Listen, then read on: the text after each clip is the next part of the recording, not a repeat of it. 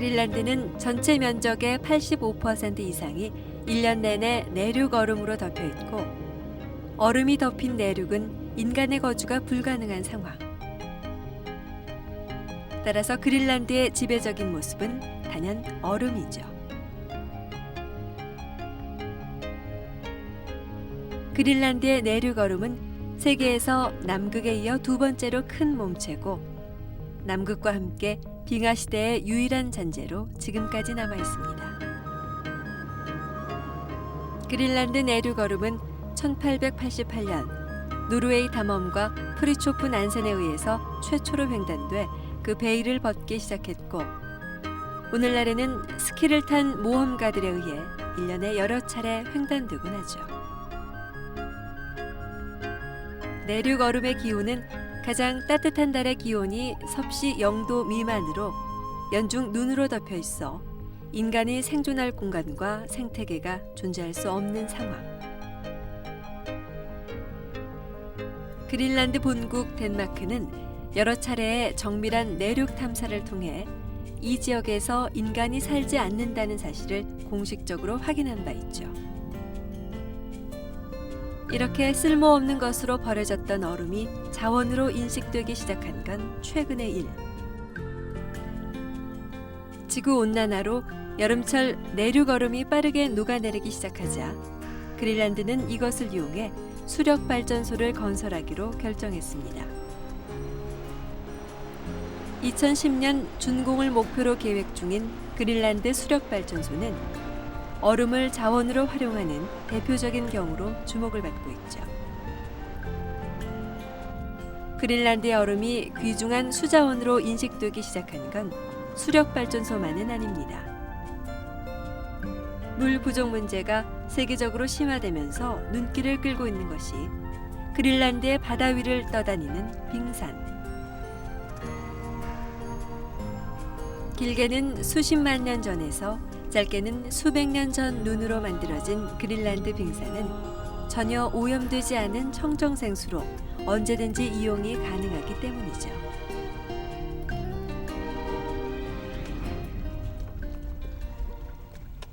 그린란드 남부 마을 나르사크 앞바다. 바다 위에선 빙산 채취가 한창입니다. 크기가 작은 빙산을 잘게 쪼개서 생긴 얼음 조각들을 대형 박스에 담고 있군요. 이들은 무슨 목적으로 얼음 조각을 채취하고 있는 걸까요? 이렇게 바다에서 채취된 얼음 조각들은 인근에 있는 나르사크 항구로 옮겨집니다.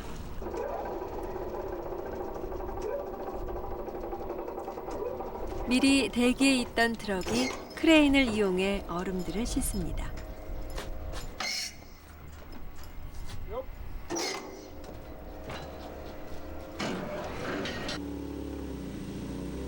얼음 조각의 최종 목적지는 바로 그린란드 브루하우스.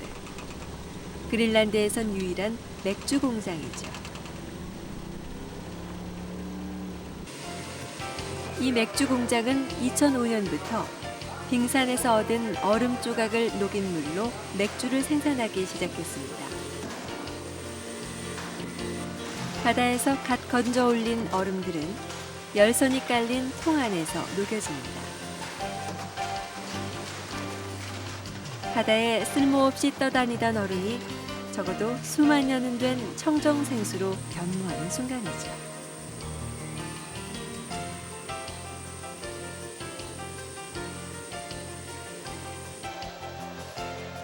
녹은 얼음물에 빻은 보릿가루를 넣은 뒤 호프를 섞어 발효시킵니다.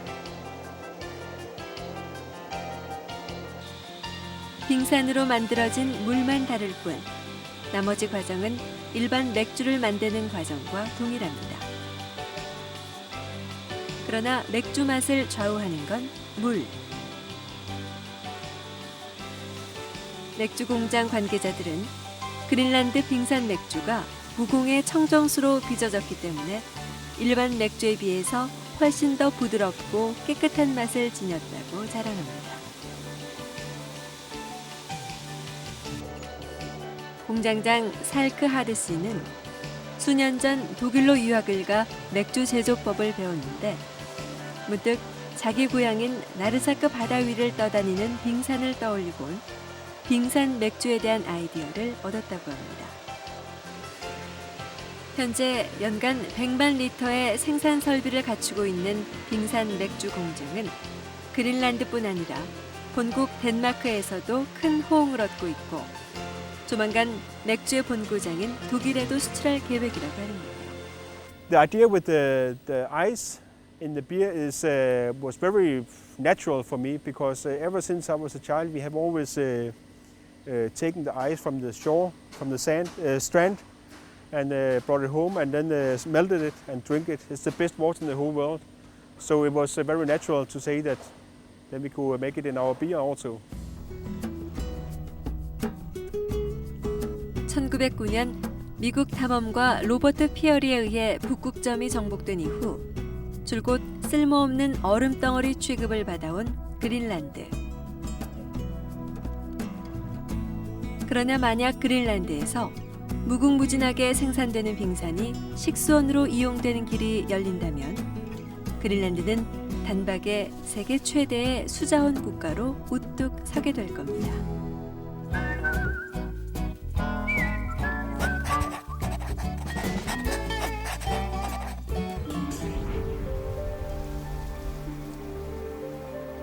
그린란드 중부 일루리셋에서 새벽 1시에 바라본 태양입니다.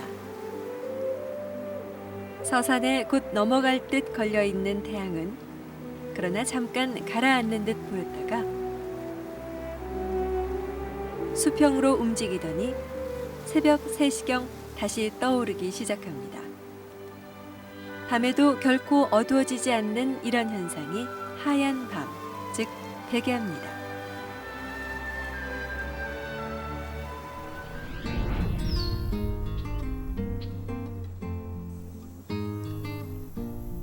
이렇게 남극보다 호의적인 환경을 지닌 북극에 서식하는 육상 포유류는 모두 20여 종. 그 가운데 덩치가 가장 큰 사향소는 북극곰과 더불어 그린란드의 육상 포유류를 대표하는 동물이죠. 속과 동물 가운데 가장 털이 긴 사향소의 몸무게는 400kg. 소 중에는 덩치가 그리 큰 편은 아니지만 생김새나 긴 털이 아주 강인한 인상을 주는 동물이죠.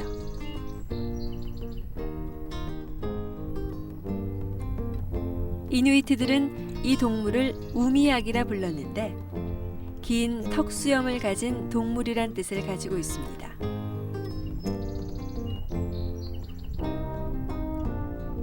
온몸은 5 내지 7cm의 두꺼운 털로 덮여 있고 다시 60cm나 되는 긴 털이 외투처럼 그 위를 덮어 추위를 막아줍니다. 심지어 코끝도 밖으로 드러나지 않고 털로 덮여 있습니다. 번식기에는 수컷의 눈밑샘에서 강한 사양 냄새가 나는데 때로는 100m 밖까지 냄새가 퍼져 사양소로 불리게 됐습니다. 사양소는 초식동물이지만 가까이 다가오는 적을 바늘같이 뾰족한 뿔과 번개 같은 스피드로 일격을 가해 죽일 수 있는 위험한 동물이죠. 그러나 사양소는 그린란드에서 주요한 사냥감이었습니다. 수천 년 동안 이누이트들은 이 만만치 않은 거대 동물을 사냥했습니다. 사정은 지금도 마찬가지입니다. 늦여름이 되면 많은 사냥꾼들이 오락삼아 또는 식용으로 사용하기 위해 소총을 어깨에 메고 야생으로 뛰어듭니다. 그린란드에서 가장 덩치가 큰 육지 포유류인 사양소는 천적이 없는 탓에 숫자가 놀랄만한 속도로 증가해서 최근엔 사냥에 제한이 없어졌죠. 사양소의 갈비와 다리살은 그린란드에선 인기 있는 메뉴로 꼽힙니다.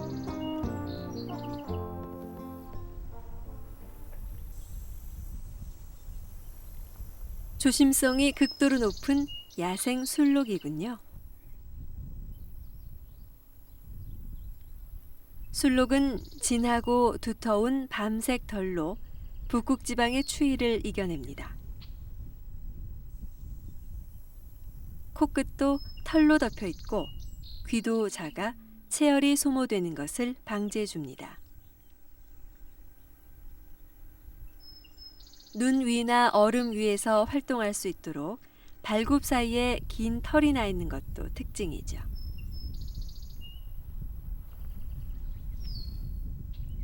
술록은 이끼를 주식으로 하는데 북극 지방에서 이끼는 한 번 자라는데 80년이 걸립니다. 그래서 술록은 주기적인 개체수 과잉 현상을 겪어왔습니다. 이 때문에 술록 역시 사냥의 제한이 없어졌습니다. 늦여름, 그린란드 사냥꾼들은 사양소와 더불어 술록 사냥에 푹 빠집니다.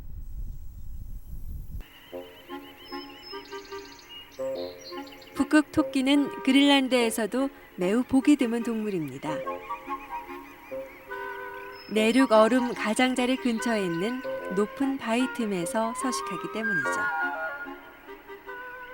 눈이 내리는 겨울철엔 하얀색 털을 뒤집어써 스스로를 보호하지만 여름철엔 주 활동 무대인 바위 틈에서 회색 털로 위장하는 위장 전문가입니다. 이 녀석의 유일한 전적은 북극 여우뿐이죠. 여름철 부지런히 영양을 보충하지 않으면 추운 겨울에 생존을 보장받지 못하기는 사양소나 술록과 같습니다.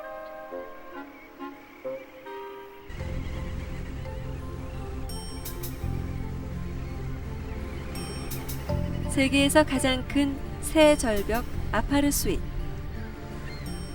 700m 높이로 바다 위에 우뚝 서 있는 이 절벽은 그린란드 새들의 천국.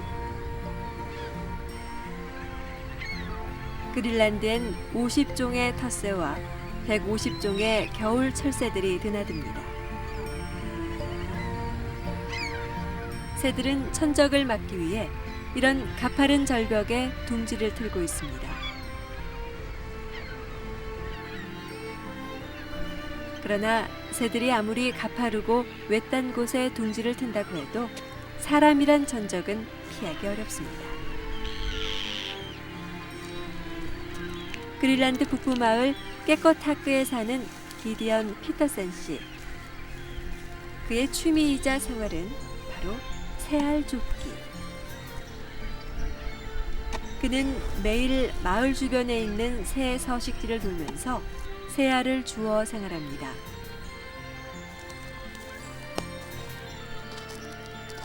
알을 뺏긴 어미 새들이 하늘에서 소리를 질러대지만 사람을 공격하진 않습니다.